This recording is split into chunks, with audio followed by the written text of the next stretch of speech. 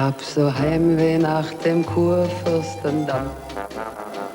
Ich hab so Sehnsucht nach meinem Berlin. Und seh ich auch in Frankfurt, München, Hamburg oder Wien die Leute sich bemühen. Berlin bleibt doch Berlin, ich hab so Heimweh nach dem Kurfürstendamm. But Berlin remains Berlin. An old music hall song. Now it's up there in neon letters 5 feet high. An advertiser's announcement. Trying to sell you Berlin. Trying to sell Berlin, Berlin. Some much more convincing than the rest of them. Half the buildings in the central districts of Berlin were completely destroyed in the war. All this area around here in the heart of West Berlin, and most of the rebuilding is pretty undistinguished. This could be Düsseldorf or Tokyo. But I'll tell you something. In an odd way, that sign's right. Berlin does remain Berlin. If that man in the commercial came up to me and offered to swap my new Berlin for 2 of my old Romes or Venices, I don't think I would. What makes a place interesting? That somehow it comes to live in your imagination. Makes you want to complete the picture like a jigsaw puzzle or a crossword. Well, that's the way Berlin is. A city of hints, fragments, echoes. Some of the overtones are recent ones. The brash commercial exuberance of this whole downtown area is a product of the 50s, when Berlin was supposed to be the outpost of the West, the showcase of capitalism. All this was financed partly in order to taunt and tease the communists, which it did. It also succeeded in maddening a whole generation of its own citizens. Berlin, with Paris, was the birthplace of the extraordinary Marxist revival of the late 60s. A lot of the people I know here are Marxists. They hate all this gloss. They hate all this buying and selling. Everything's buying and selling here. Even the customers are wrapped as appealingly as processed cheese. I like it. I think trading is as central to human activity as speech. Well, it's dangerous too, but then everything that's alive is dangerous. All the same, the Cold War is now one of the strata of history, with the dust already beginning to settle on it. And when the neon signs fade, you begin to notice the traces of earlier strata. Odd architectural details, even here in the Kurfürstendamm. Doorways, windows, balconies. And the people. It's a city of old people. A quarter of the population is over 60.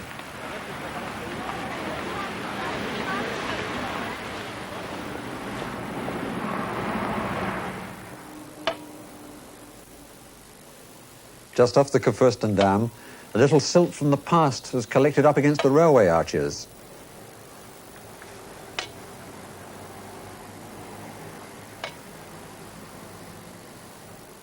Inside this door, an entire block of artist studios in the Romantic Revival style of 1889.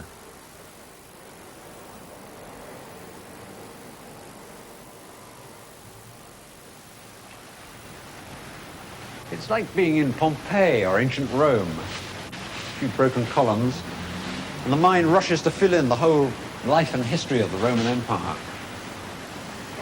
But what you glimpse here isn't the remote past. It's the history of the last 100 years or so. Modern Europe excavated. Our own times. Gradually, the eye begins to pick out these details from the background noise. A cast-iron pump with cast-iron frogs forever scrambling for a foothold. A bar sign like an expressionist painting. The engine that brought Mr. Norris to Berlin. Somewhere behind these walls lurks one of the world's great imperial capitals. Somewhere amongst this brick and stone is the sour, sweet, decaying world of the 20s that we know from Isherwood's novels and Brecht's plays and Gross's caricatures. And somewhere behind that is the solid, complex world of Berlin before the interesting processes of decay began. A mock medieval court, a Kaiser who changed for dinner into gold-braided coat, knee breeches, and the Order of the Garter. Industry, wealth, poverty, a revolution and a civil war.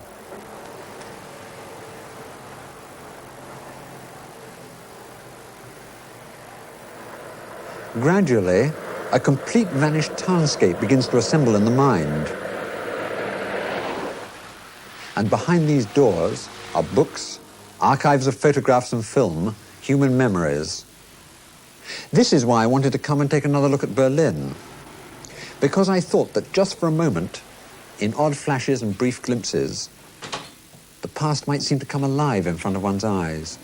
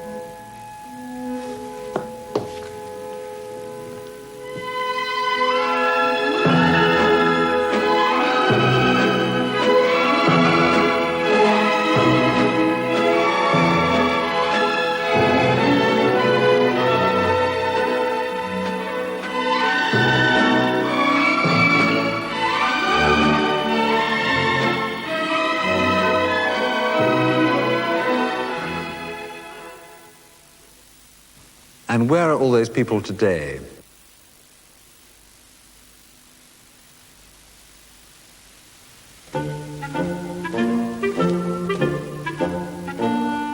Here, preserved in oil paint and varnish, pickled in the acid vision of George Gross.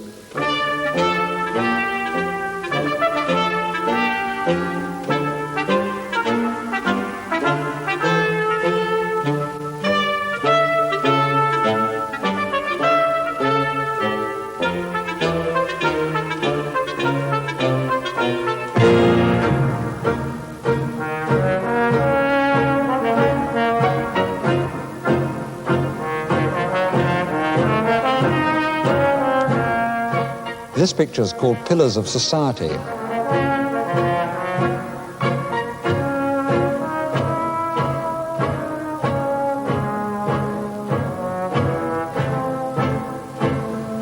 This is Grey Day.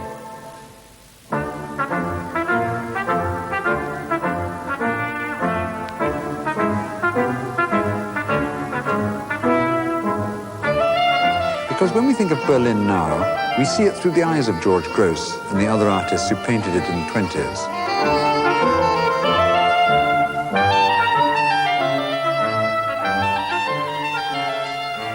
Max Beckmann, for example. This was Berlin's high season, the golden 20s, the golden, screaming, starving 20s. Here was the money, here was the power, here was the misery and the hysteria. And these artists painted it in a style which came to be known as the New Objectivity. Extraordinary now to think that these raging comments on a disintegrating world were ever thought of as objective.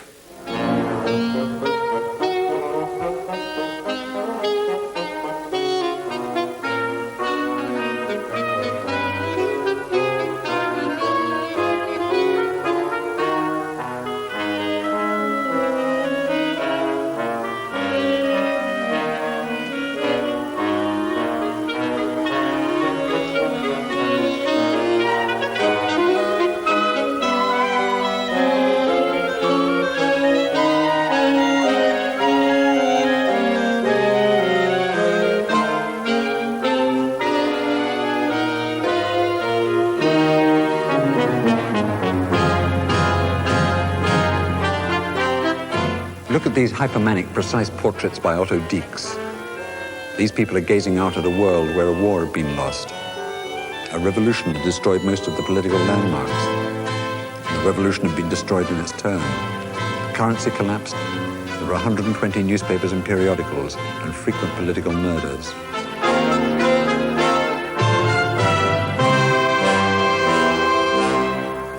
The golden years, if any were golden, were brief. From 1924, when the currency was stabilized, to 1929, when Berlin, like the rest of the world, foundered in bankruptcy and unemployment. This is Dietz's portrait of another artist's family. They look as if they've all seen a ghost. Or a world of ghosts. Even the girl in the picture on the wall has got the same look in her eye. A sardonic vision of a corrupt industrial metropolis in the brief moment of nightmare equilibrium between one cataclysm and the next. Why do we take so strongly to this one particular aspect of Berlin? Perhaps because we see our own times like that.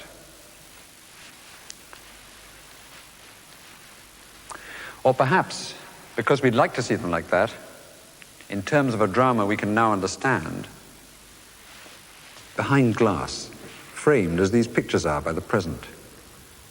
This is the new National Gallery building, designed in the 60s by Mies van der Rohe. This is our world, sometimes, at its best, when we're housing bank deposits and works of art.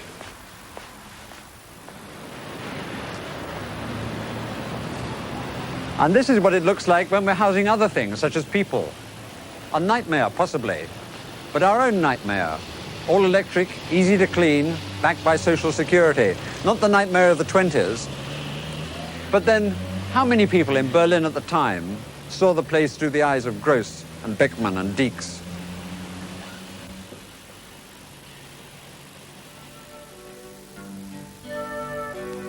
Much more often, I should think, they saw it like this. These are the Impressionist paintings by artists like Franz Garbiner and Lasse Öri in the Berlin Museum.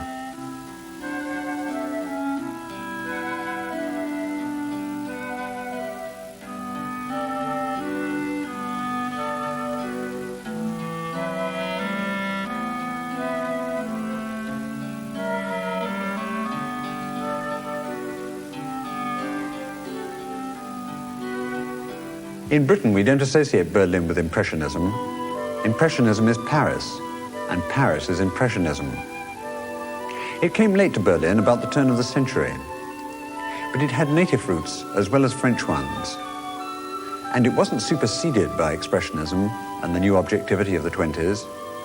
Throughout the 20s and 30s, there were painters, good painters, who went on painting Berlin in this kind of way, and seeing it in this kind of way. It's interesting.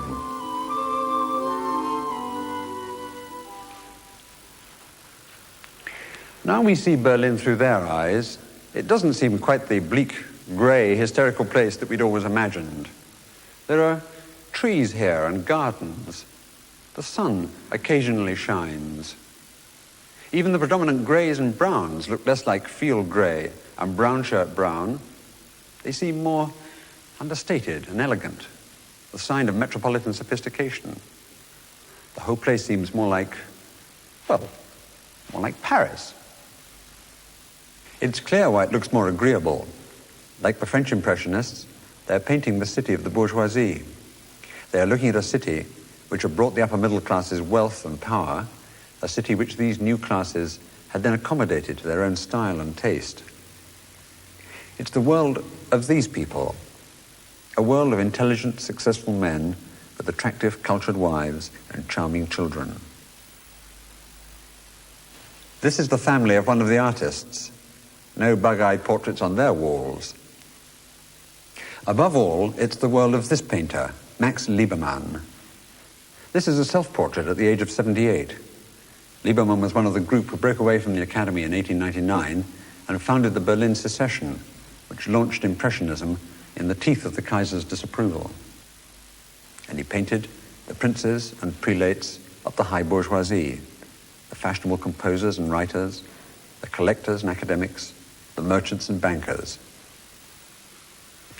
"What a good likeness," said one satisfied customer, a particularly repellent brewer. Yes, said Liebermann, good enough to make you spew. And when someone who was visiting his studio twittered on about how marvelous it must be to sit there and paint until the sun threw its last rays over the city, Liebermann snarled, "Don't be daft. At 5 o'clock I cash up."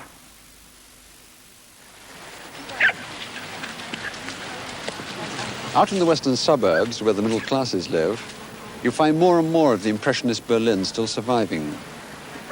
Not grey and hysterical at all, but soft and green and comfortable.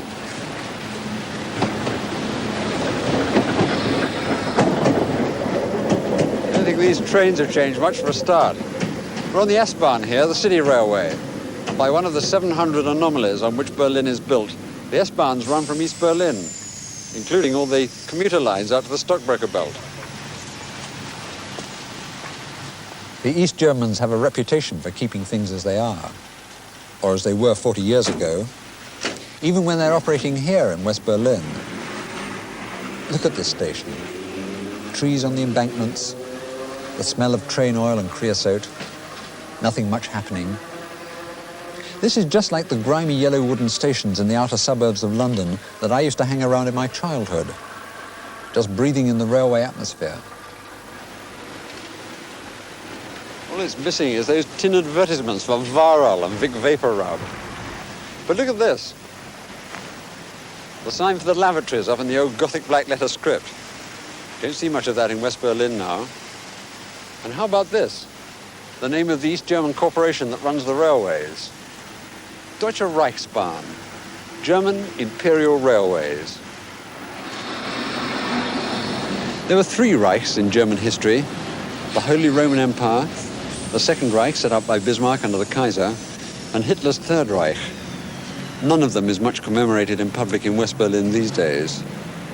Only here, under the aegis of the German Democratic Republic.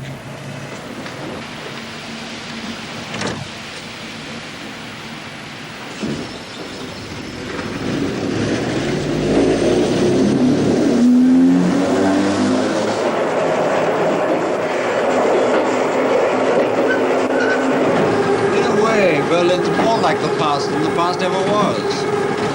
It's the only city I know which is not more overcrowded, but less overcrowded than it used to be. You have the S-Bahn to yourself. There aren't many jams on this elaborate network of autobahns. Once upon a time, there were 4 million people in Berlin. Now, East and West combined, there are 3 million. You can even park in the center.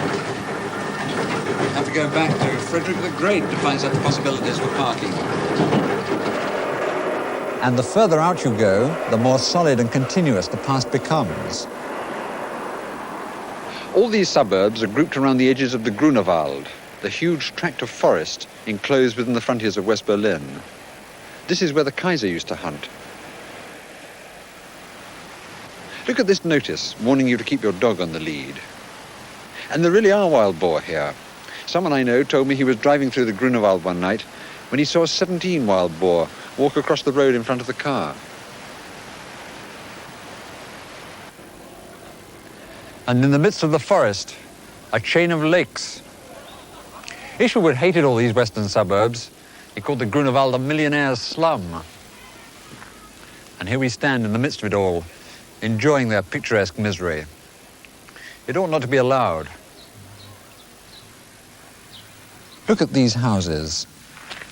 If we could just get a glimpse through these windows, we'd see the calm bourgeois interiors that the Impressionists painted.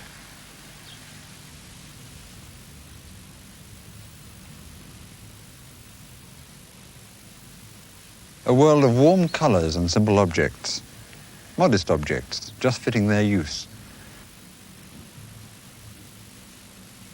No chromium plate, no plastic, but no overstuffed 19th century look either. This is Max Liebermann as he painted himself at home with his family. Because at the end of his life, he moved out from his fashionable apartment in the center to these quiet suburbs. This is his house at the edge of one of Berlin's lakes. By this time, he was a freeman of the city and president of the academy he'd once seceded from. Well, that's the way it goes. But in Lieberman's case, there was one further twist to an old story. In 1933, when the Nazis came to power, he resigned all his public offices and consigned himself to oblivion. He was 86, but his sour Berlin humor remained as sharp as ever. When someone asked him how he was, he replied, "Only one trouble. I can't eat as much as I'd like to spew." He died in 1935. Just in time, perhaps. He was a Jew. This pleasant lakeside suburb, incidentally, is Wannsee. It was in a house just up the road here, another comfortable, imposing house on the waterfront, that the Nazi leaders met in 1941 and decided upon what they called the final solution of the Jewish problem, the extermination by industrial methods of all Jews in Europe.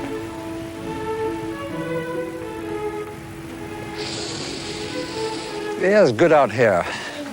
Berliners are very proud of their air, and out here among the trees and lakes, you really do feel that heightened sense of life that a certain sort of atmosphere can give. This is the Berlin weekend. Wind, water, white sails.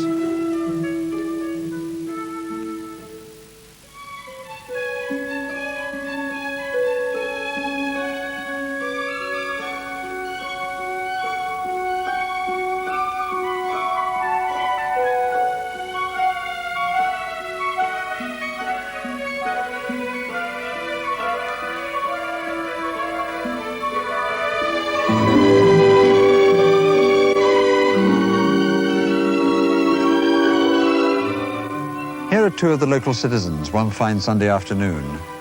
Bankers, I should think, if George Gross's pictures are any guide to what bankers look like. It's 1932, so they have their troubles. But at the weekends, they get away to their little hideaways in the woods.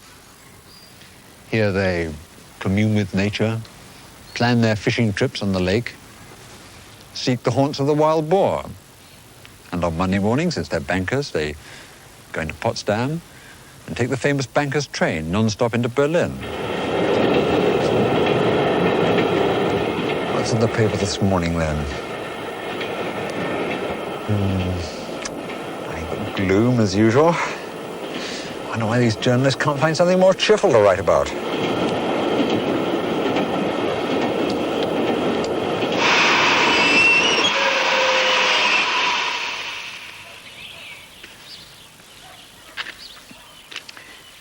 Well, this is the line.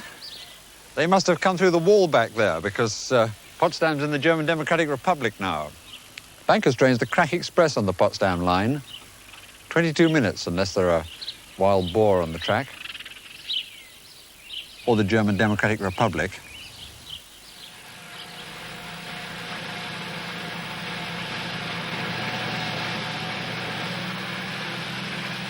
The wall follows the line all through this section.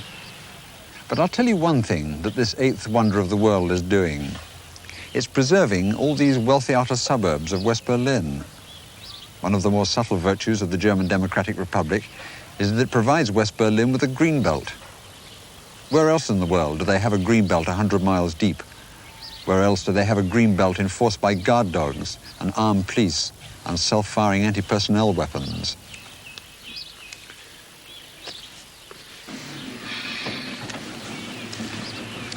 A train. Not quite the Bankierzug. Not exactly a Crack Express, but still.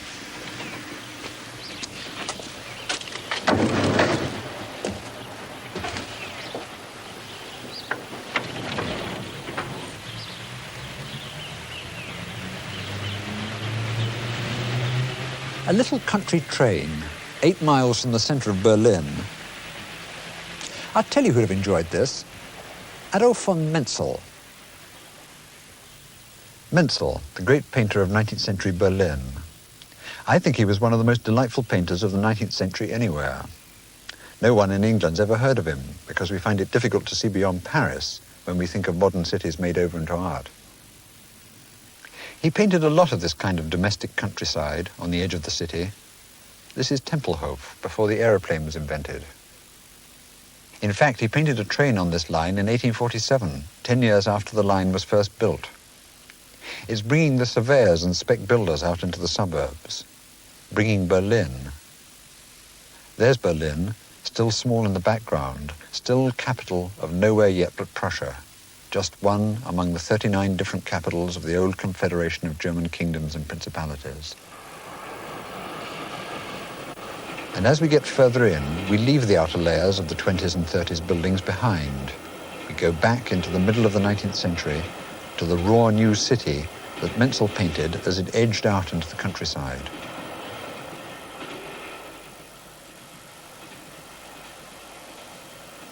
By the time Menzel painted these pictures in his early 30s, the population of Berlin had already doubled in his lifetime.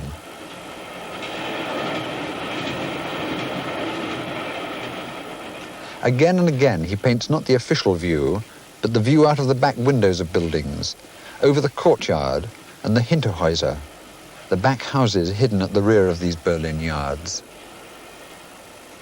The buildings are new, the gardens are raw, the dusty edge of the city is never far away. Year by year, more and more of those vague terrains on the outskirts were ruled out into the streets and squares of the inner city.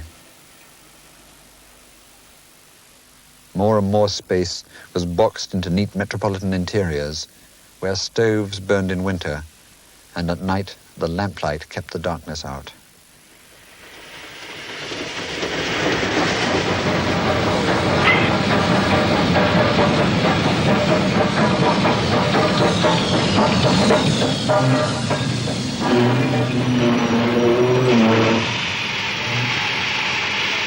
And here we are at our destination, the Potsdamer Bahnhof, one of the great termini in the heart of Berlin. Hey, Peter! That train gave up! The rails! This is Peter Kleen, waiting to meet us.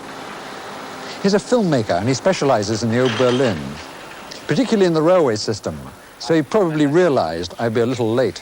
Ja, die Hochbahn, die geht da hinten in die Erde rein zum Potsdamer Platz. Aha. Where's the Geheimratsviertel, the Privy Councillor quarter? According to my Baedeker, which was published in 1893, it's now the fashionable residence of government officials. Der Anhalter Bahnhof hinter diesen Häusern auf der anderen Seite. And where's the Anhalt Hinter station? diesen, genau dahinter, da ist die Kirche, da ist ein Riesenplatz. The finest in Berlin, says Baedeker, erected in 1875 to 80 by Schwechten and handsomely embellished in terracotta. The cost of erection was 18 million marks.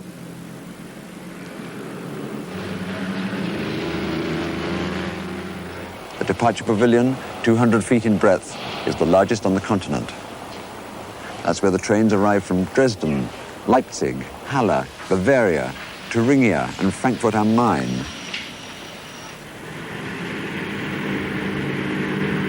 You know, Peter, the thing I like about this station is the trees growing out of it. Not many mainline stations with groves of poplar trees on them. And yes, in Herbst. It's communications that make the existence of a capital possible, any capital. The trains bring the talent from all the other cities of Germany. Writers, artists, politicians and lobbyists, businessmen anxious to raise capital, financiers with capital to invest. They bring the poor from all over Central Europe. What kind of capital would it be without the poor to build and serve it? It's not only the German poor who come to Berlin, it's Poles, Russians, Lithuanians, all the polyglot mixture who make Berlin a kind of European New York.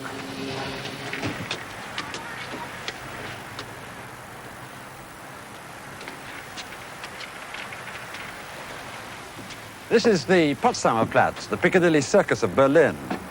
And if you think about it, they have a considerable traffic problem here. Crowds of people pouring out of the Potsdamer station and down into the S-Bahn here. Trams coming out of the Potsdamer Strasse and grinding around the curve into the Leipziger Strasse, the big shopping street, the Oxford Street area. Well, it's the hub of the empire. Because that's what Berlin is, the capital of an empire. That's what it's here for, to be a capital. Berlin is the product of a certain political situation. And in just the same way, this wilderness in the heart of it now is a political creation.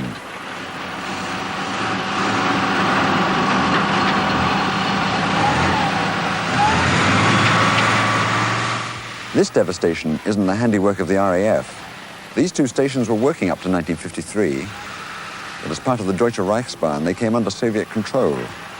And in July 1952, the Russians sealed the Soviet zone off from the west. There was no longer anywhere for the trains to go. So, the Russians blew the stations up.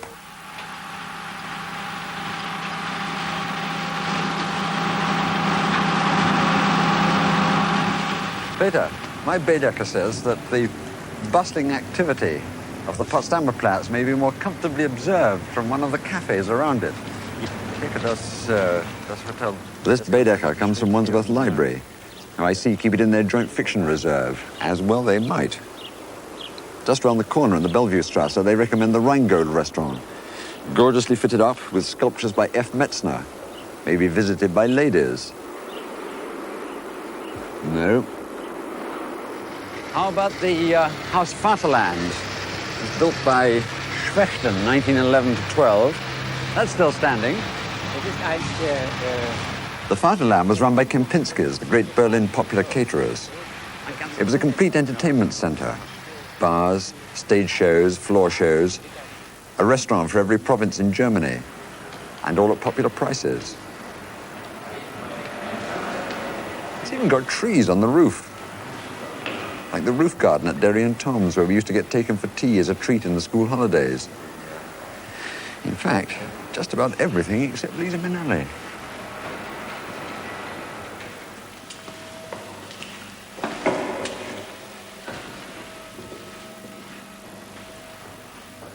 Is this one of the famous transvestite places that everyone's heard about? Or was this one of the satirical nightclubs we were all trying to revive back in the 60s, remember? Somehow I don't think they have men with rubber breasts in this one, or people pretending to be John Bird imitating Hitler. I think in this one they sang about love and about how Berlin remains Berlin. In jener Zeit, die nun vergangen ist, war mein Freund und ich ein junges Ding. Und wenn kein Geld da war, hat mich angehaucht. Da hieß es gleich, du versetzt dir deinen Ring. Ein Ring ganz gut, doch ohne geht es auch. Who came here? People from the suburbs having a night out on winter evenings when the headlights of the cars gleamed in the wet roads.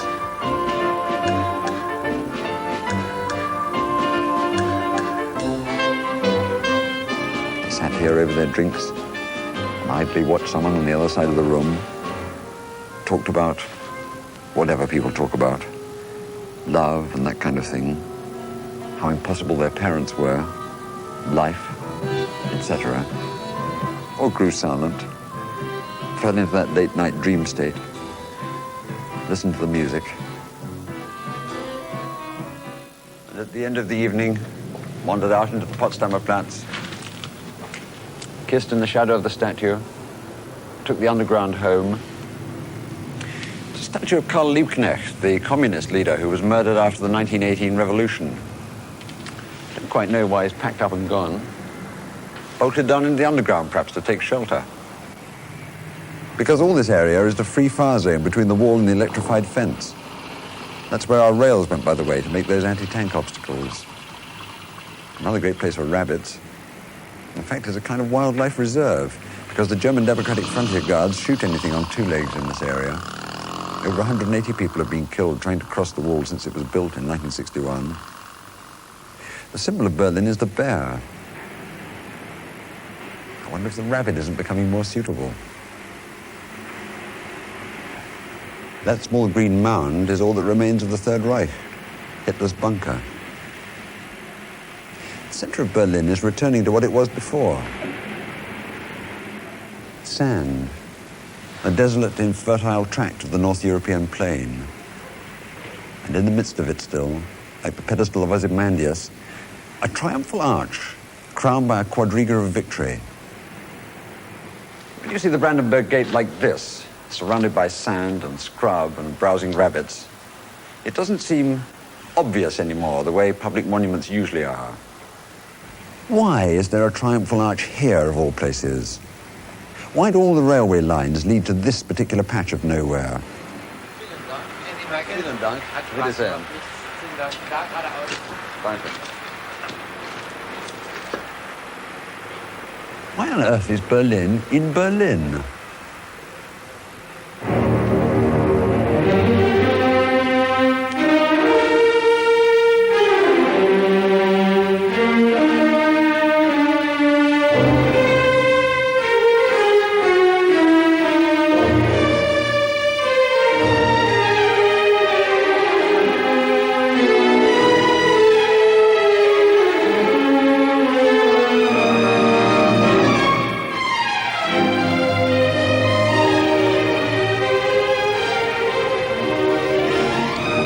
Now it makes more sense.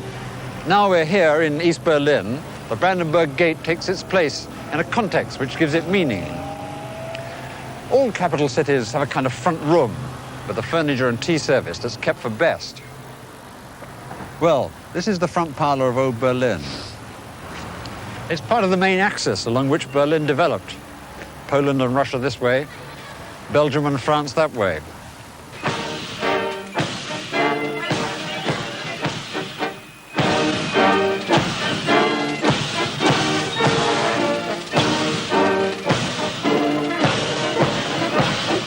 Through the Brandenburg Gate and down this avenue marched the Prussian armies returning from their various triumphs in the west, on the way to the King's Castle at the end here.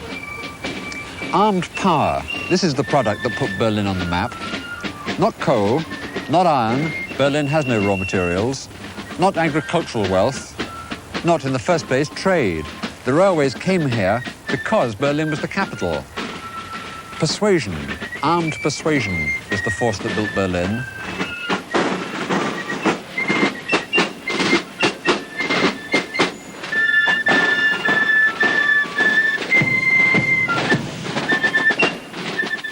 The power was exercised by a single family, the Hohenzollerns.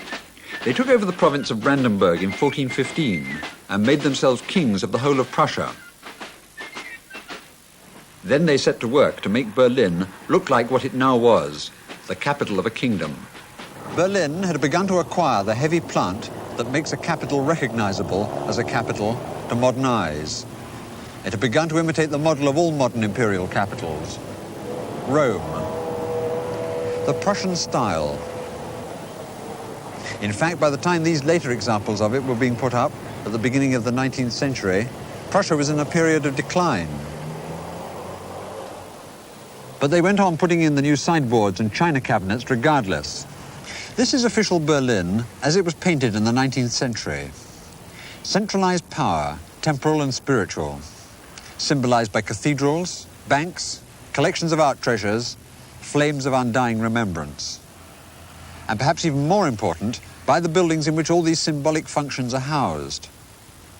All this heavy stonework is a proclamation made in the teeth of historical probability of the stability and continuity of political power.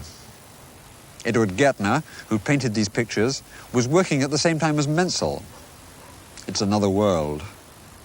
The ideal townscape that lurks somewhere just out of reach in every European capital. No exhaust fumes in the air, no horse droppings in the roadway either. And when you turn away from the pictures and come face to face with the actual stones again, the idea which they embody somehow seems to elude you. Because how are you to respond in the face of these very definite stone propositions? What is there left to do? Except to gaze respectfully and take respectful snapshots. The feet hurt, the imagination sleeps. The essence has gone.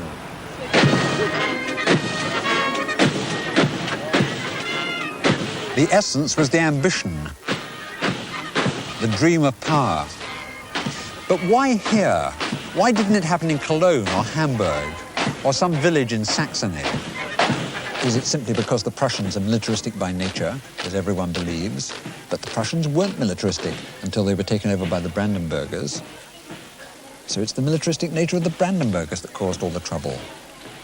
the But the Brandenburgers weren't militaristic until they were taken over by the Hohenzollerns. And the Hohenzollerns came from Swabia in southwest Germany. But Berlin has one natural resource, one natural war material, which may account for something. Not coal, not iron, not even blood and iron. It's the stuff they've been mining here. Sand. Berlin's built on it. The whole Mark Brandenburg consists of sand. So they were poor. The raw material which made the Prussians behave like Prussians was this. Great heaping handfuls of nothingness. What could they do but fight for it and dominate the territories around? My private piece of historico-economic analysis. Nothing would grow in this stuff except triumphal arches. The real Berlin isn't in the stonework.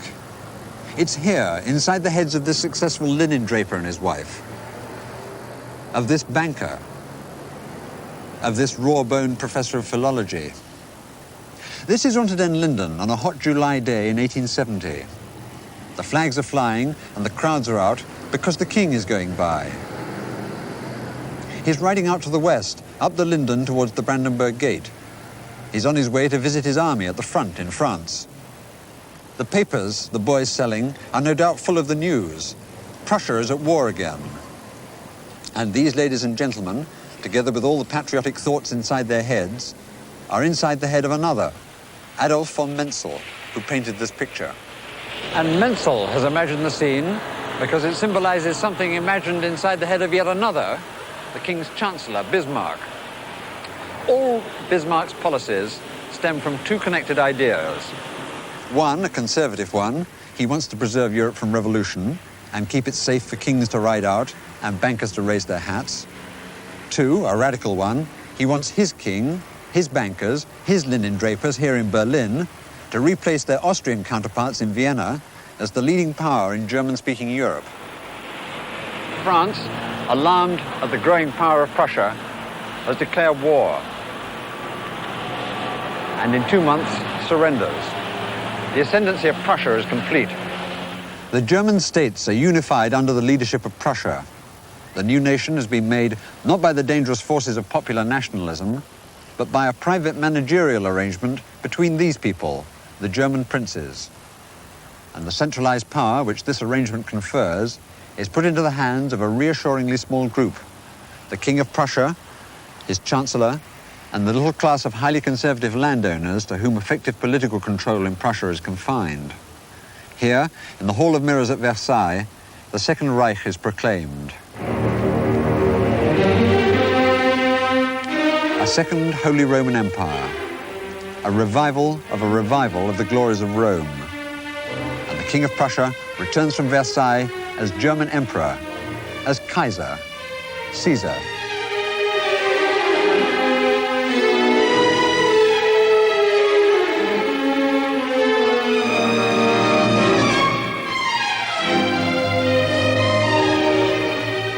Now the tribute of empire poured in. Berlin had just replaced Frankfurt as the German financial capital. So it was through Berlin that the money flowed. It set off a blaze of speculation, a tide of building.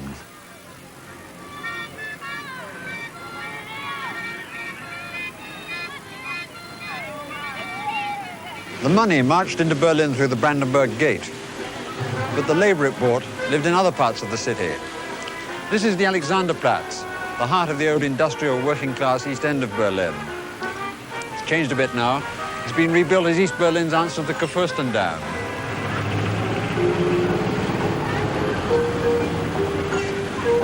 It used to be the Soho, Pigalle, the flash underside of a get-rich-quick society.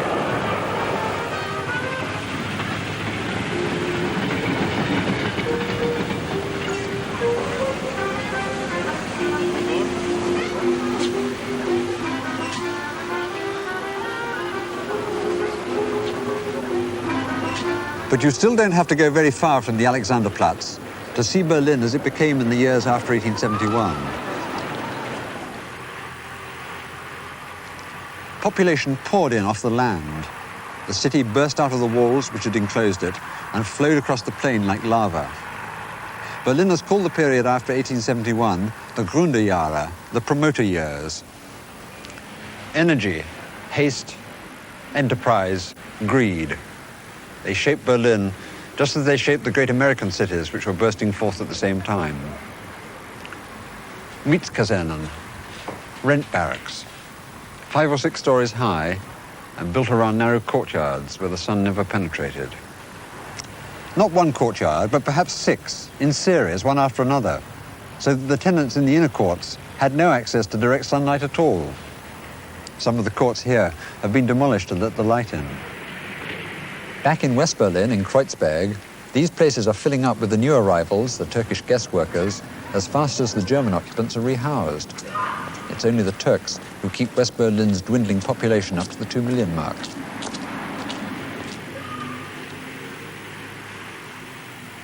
East Berlin again. Look at it. Solidified suddenness. You can't help feeling once again what an acute case of a capital city Berlin is. It wasn't until after 1871 that it moved up into the major league with Vienna and London and Paris and St. Petersburg as what the Germans call a Weltstadt, a world city. A feverish hammering and banging, and suddenly there's a new world city with everything that a world city needs, in spades. This isn't the Berlin of Gärtner, or even of Menzel. Aus dem Hinterhaus kieken Kinder raus, blass und ungekämmt, mit und ohne Hemd.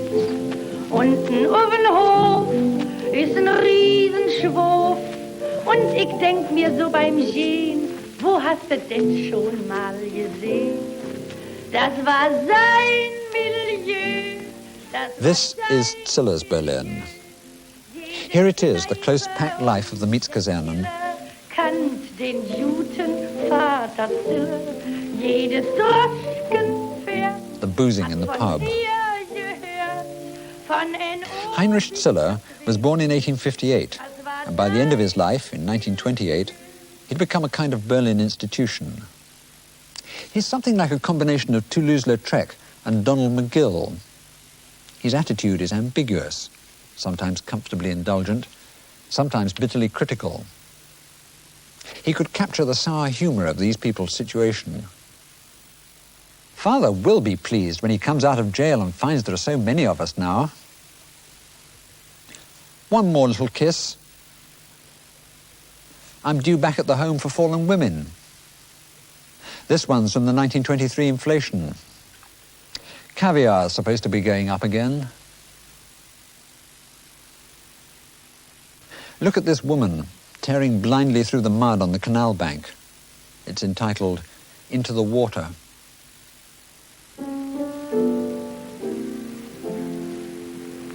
Selbst Berlin, WW, liebt jetzt dein Milieu. But you could also capture the warmth and pleasure of life in these districts. Comfortable evenings in the beer hall, and stepping out with a good handful of bun to hold on to, and waiting for the first S-Bahn to come home again.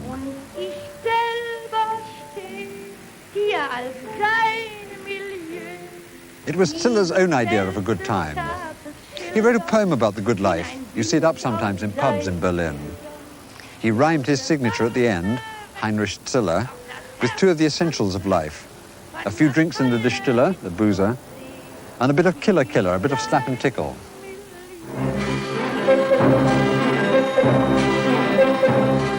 Same recipe, different artist, and a different pub. This is the nobility at a supper dance in 1878. A small group, the nobility, less than 1% of the city's population. Their successes on the battlefield have given them a prestige which has preserved them in a kind of feudal cocoon into this new age of high capitalism. They're graded into 50 categories. Rectors of universities are grade 47. I think this ghastly little man is the rector of a university. The other 99% of the population is not hoffähig, not court-able. They can't be received at all. Occasionally, an exception is made. they let in Bleichroeder, Bismarck's personal banker.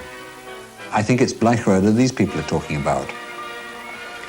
Apparently that little bank manager pal of Bismarck's brought his daughter with him. Apparently the Crown Prince had to order some wretched officer to dance with the poor girl. Of course, the officer in question apologized to his brother officers afterwards. The Bleichroeders are Jews. And they had a heartwarming measure of scandal. My favorite piece of black farce was hushed up at the time. In 1908, Count Hilson Haisler, the chief of the military secretariat, did a little turn for the Kaiser after dinner at a shooting party. He put on a pink ballet skirt and a rose wreath and danced a pas seul. Well, nothing wrong in that. You probably do the same if you've got important guests to entertain. Unfortunately, the wretched man dropped dead in the middle of it, and rigor mortis set in before they got the ballet dress off and the military uniform back on.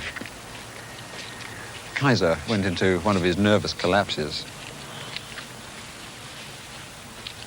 I think Imperial Berlin really does look better with trees growing out of the roof.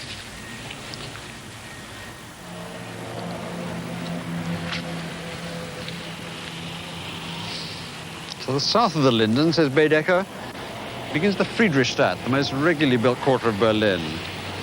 The north part of it, next to the Linden, is now the great center of business and the principal rendezvous of the fashionable world.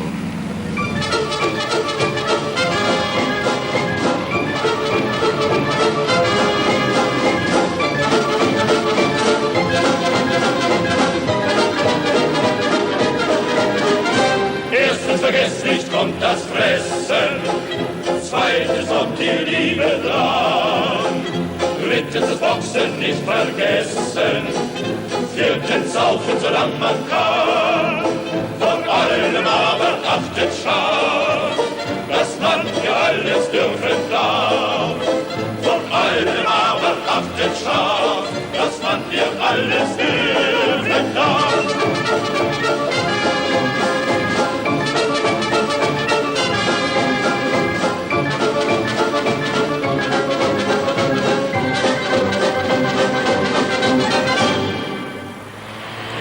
It was a hard city, all right. A hard commercial city. Even the artists whom the Kaiser dismissed for their modernity were shrewd, successful businessmen, like Max Liebermann and Richard Strauss. There's a story about Strauss sitting in the restaurant after the first night of one of his operas, figuring out on the tablecloth how much the royalties would amount to. Buying and selling, lending and borrowing, and everything pickled in a dour urban humor. The Berliners call it Schnauzer, cheek. Most of it's untranslatable and beyond the range of my rather elementary German. But I like the story about the banker Fürstenberg meeting a broker at the stock exchange. Broker, Herr Fürstenberg, did you hear who died this morning? Fürstenberg.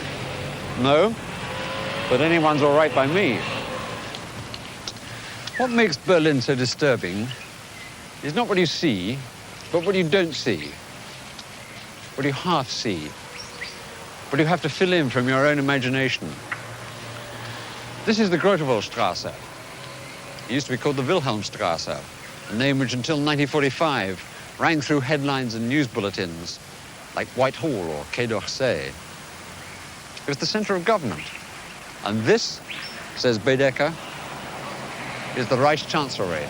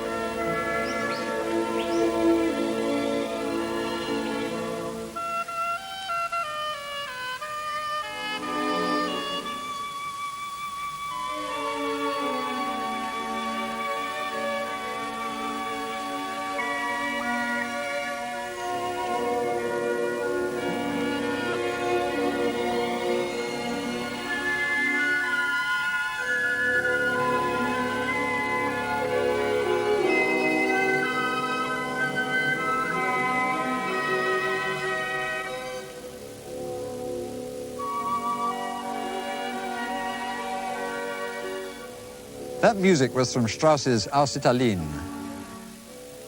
movement's marked Among the Ruins of Rome, fantastic pictures of vanished splendor in the midst of the sunny present.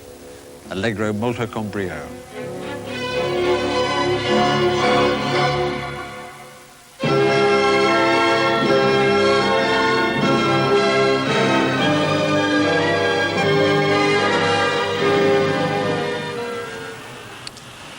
And here we are again with the splendor fully restored. Not quite so allegro. Though, as a matter of fact, the rigid outlines of the city began to go very wonky long before the RAF got here, before the 20s, before the First World War. Around 1910, a new group of painters moved here from Munich. This is a painting by one of the group, Ernst Ludwig Kirchner, of the Brandenburg Gate. Of the Brandenburg Gate, but not about the Brandenburg Gate. What this painting is about is Kirchner's encounter with the Brandenburg Gate. This is Kirchner's picture of himself and his fellow painters. They call themselves Die Brücke, the bridge, and they were all, by their own account, high on Nietzsche. The idiom of these painters came to be known as Expressionism, a vague term, but its essence, it seems to me, is a retreat after Impressionism from the world into the self. The Expressionists unfocused the world and refocused on the drama of their reaction to it. One of the cyclical movements of art, outwards to the world, to the things represented, inwards again to the self which perceives them, and to the forms by which they're represented. And at the other end of Unter den Linden, in the university, the whole fabric of matter was being dissolved in an even more radical and bewildering way. Max Planck and Einstein were developing quantum theory and relativity. They were showing that matter and energy are different aspects of the same thing. The rigid hardware of the world and the light by which we see it are the same kind of stuff.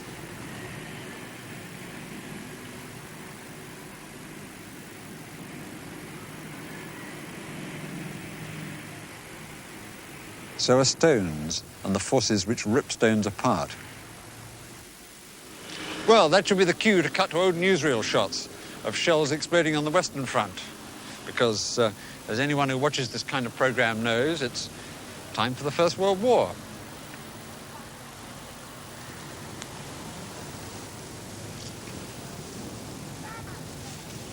But instead, I'll just cut back through here into West Berlin and tell you what the Kaiser is reported to have said in 1914 when war broke out. To think that George and Nicky should have played me false. If my grandmother had been alive, she would never have allowed it.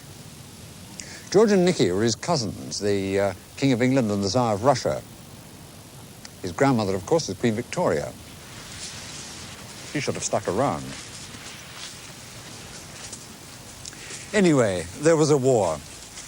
And soon, Germany was expanding again, east and west.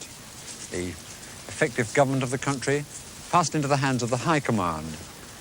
Kaiser and Chancellor were pushed into the background. For all practical purposes, Field Marshal von Hindenburg, the chief of the High Command, was Kaiser, and his deputy, Ludendorff, was his Chancellor. The military basis of Prussian Germany was made manifest, and was justified because Germany was winning. Or it was until September the 14th, 1918, when Ludendorff discovered two things. One, the war was lost. Two, that there was a huge, great building in the Tiergarten called the Reichstag, the Imperial Parliament. The only thing anyone outside Germany knows about the Reichstag is that it was burnt out by the Nazis in 1933 to frame the communists. The Nazis restored it.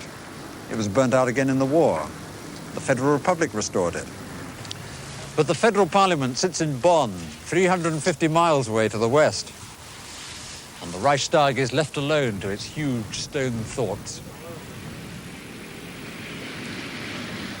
From the very first, under Bismarck's constitution, the Reichstag suffered from what the motoring magazines would call a poor power-to-weight ratio. The real power was in the hands of Kaiser and Chancellor, or the High Command. But in 1918, this place suddenly came into its own. On Sunday, September the 29th, Ludendorff decided to turn Germany into a parliamentary democracy. This is Sebastian Haffner, a distinguished German journalist who used to be on the staff of The Observer in London. He's written a very gripping book called The Failure of a Revolution about the incredibly confused events of 1918 and 19. Ludendorff was virtually a dictator, and he loathed parliamentary democracy. What was he up to? Well, on that Sunday in September the 29th, Ludendorff gave up the war as lost. There had to be a call for an armistice to forestall an immediate military breakdown in the West. But, Ludendorff thought, there was quite a useful scapegoat sitting in the Reichstag. And the idea was, of course, that they should discredit themselves thereby, and the army should stand there unvanquished, stabbed in the back by cowardly politicians, ready to reassume power when the time came, to the acclaim of all good patriots, of course. But then something awkward happened when the Navy wanted to have a last biff at the British. The sailors refused. The war seemed to be over. They didn't want to die anymore. So they rose and swarmed out over Germany. And everywhere, city after city, soldiers and the sailors and the workers did take over power, local power, elected Soviets. By November 8th, it had gone all over what is now West Germany. And on November 9th, it reached Berlin. So here, in the Reichstag restaurant, or rather in the old deputies' restaurant upstairs, at lunchtime on November the 9th, sits Friedrich Ebert, the leader of the Social Democrats. Yes, he sits here eating potato soup. Food was scarce and bad in Germany at that time. And this morning, many things have happened. Quite early, workers have left their factories and streamed to the center of the city in half a demonstration, half a big revolutionary march to enforce the abdication of the Kaiser. In the same morning, the army units in Berlin and the army units in the West have decided they won't fight for the Kaiser. But the Kaiser has not abdicated yet. He sits in Spa at headquarters in Belgium and is toing and froing. At this time, the crowds have arrived here on the big square at the Reichstag, overflowing and asking for speech. But Ebert doesn't want to make a speech. He shakes his head. But now, at another table, sits Philipp Scheidemann, the number 2 of the Social Democratic Party. And also he's a great orator. He feels this is his hour. He can improvise a big speech, so out he goes. And on the balcony, he proclaims the German Republic.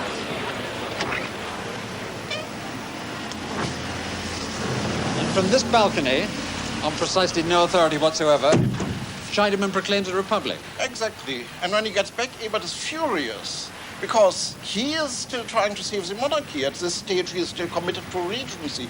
Only there is no regent. There's nobody to represent the monarchy. But the crowds like it. And yes, they like it. And the crowds are now the great factor. They're happy. They have come to fight, and there's been no fight. They've run without a fight. They take over the whole city now. And they go down to the Royal Palace at the other end of Exactly. the In the afternoon, they take over the Royal Palace, and there Karl Liebknecht comes in. Oh, yes. He also proclaims a republic. Now, Karl Liebknecht, of course, is now a legendary figure, but what is he? He is one left-wing socialist, founder of the Spartakist Union. That was the forerunner of the Communist Party. You can call it that, but at that time it's a tiny minority. Liebknecht proclaims his own republic. But this time, a revolutionary socialist republic. Exactly, yes. So now we have 2 republics, and it's hard to say which is the less constitutional. So now, at the end of the day, we can all go home, hungry but happy. Yes, but of course the real question is who has the armed power? Who commands the troops? This decides the fate of the revolution. In mid-January, the troops of the counter-revolution, the Free Corps, recruited by the High Command at the initiative of the government, they come marching into Berlin and take over at first the south and western parts of the city, the bourgeois quarters.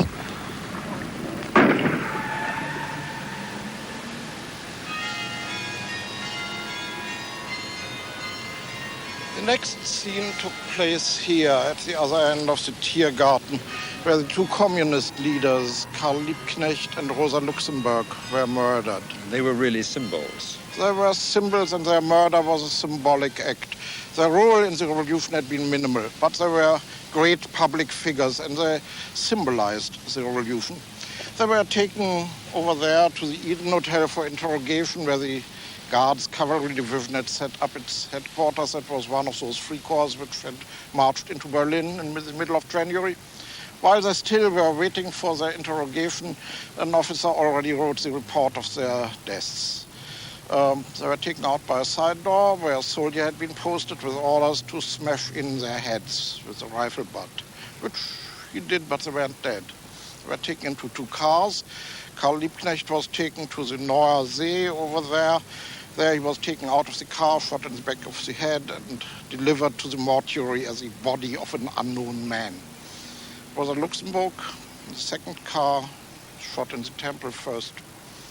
This is the Landwehrkanal, and there used to be a little bridge here, the Lichtenstein Bridge. From that bridge they threw her into the river, possibly still alive.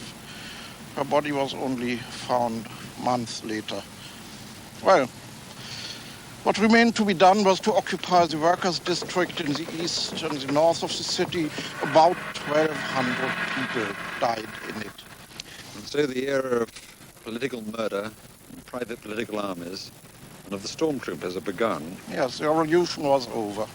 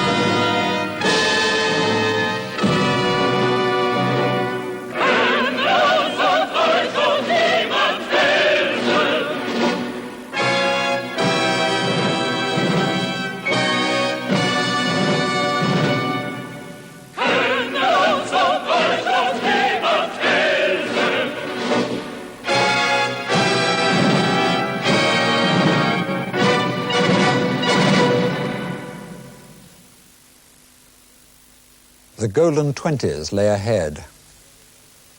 And were they golden, the golden 20s? Friedrich Luft, the Berlin theatre critic, whose voice is as familiar to German listeners as Alistair Cook's is to British ones, first started going to plays and cabarets and concerts in Berlin in the 20s. It wasn't a happy time, and you saw a lot of hungry people on the streets, unemployed people. I can remember that every other day there was some kind of battle at the university.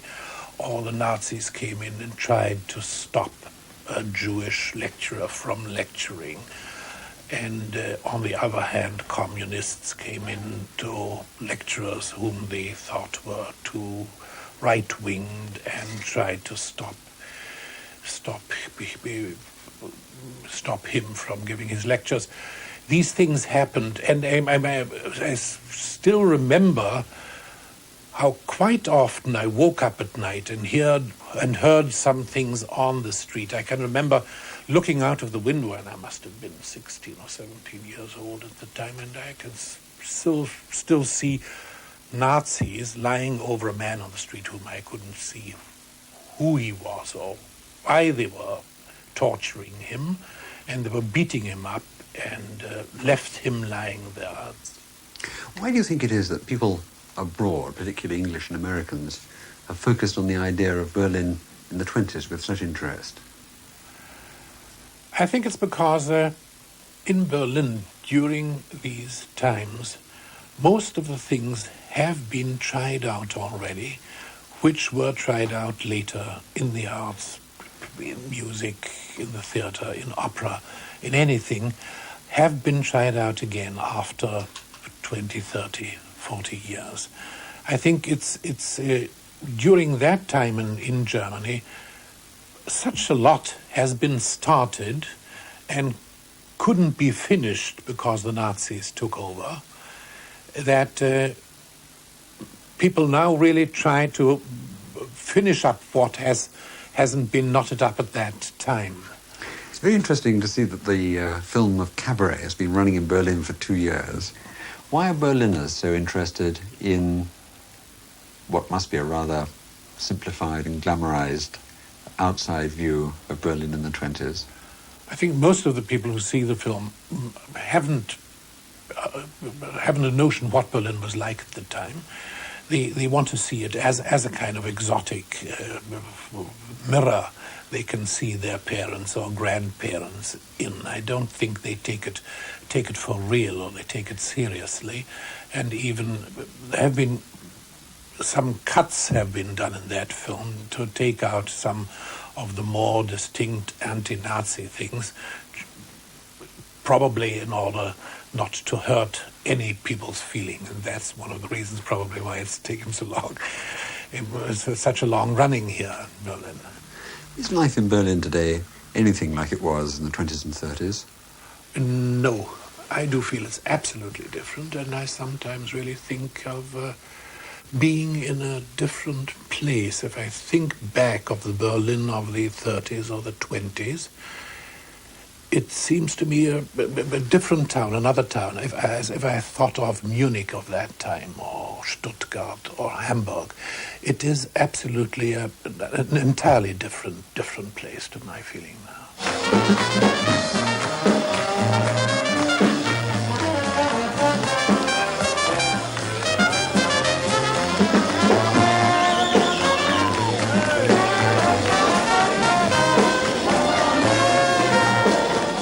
In Nollendorfplatz, the underground is overhead like the S-Bahn. And in Nollendorf U-Bahn station, a train is waiting.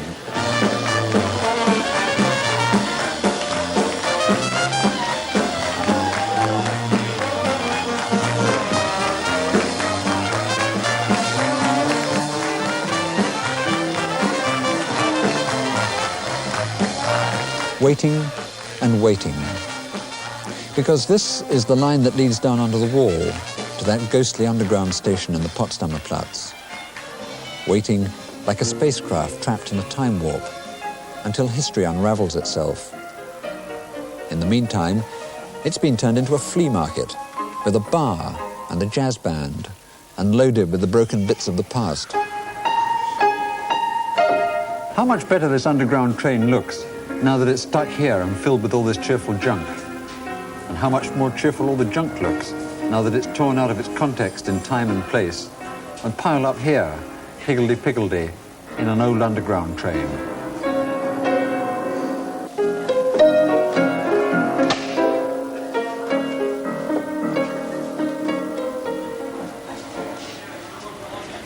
Now they're even selling old banknotes and the 1923 inflation. 1 million marks. 5 million marks. Now you can get 10 of these notes for 4 marks. Bitte. 4 Mark. Money. Money makes the world go around, the world go around, the world go around. Money makes the world go around, it makes the world go round. A mark, a yen, a buck or a pound, a mark, a yen, a buck or a pound is all that makes the world go round. That clinking, clanking sound that makes the world go round.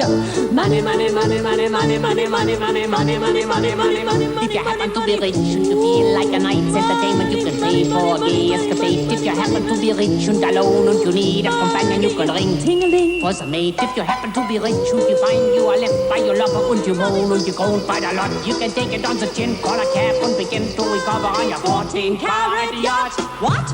Money makes the world go round, the world go round, the world go round. That's what you need here. Money to throw away. Do you know how much it costs the federal government in subsidies to keep West Berlin going? This year, it'll be 5,000 million marks, 800 million pounds. That's twice as much as America gives in grants and aid to the whole of India and Latin America combined.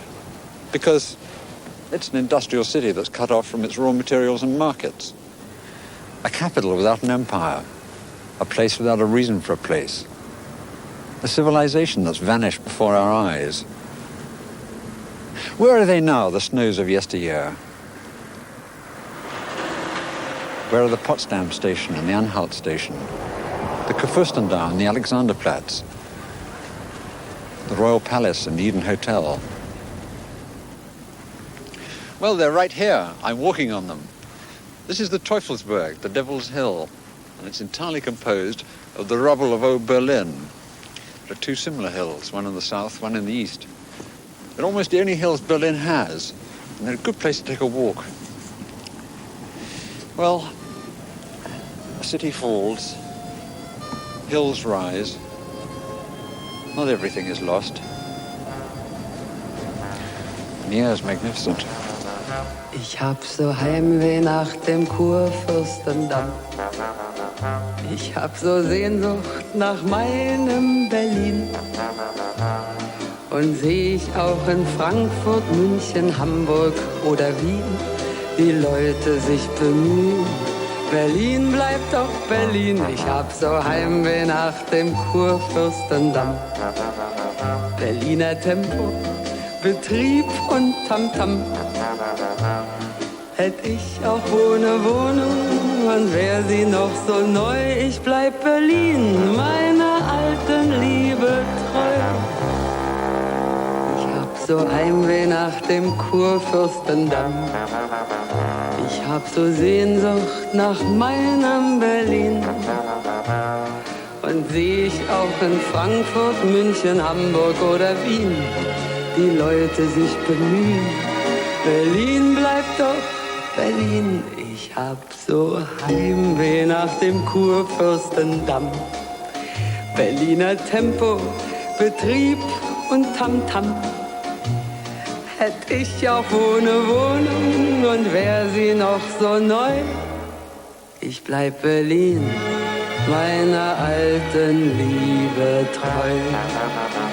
Ich bleib Berlin, meiner alten Liebe treu.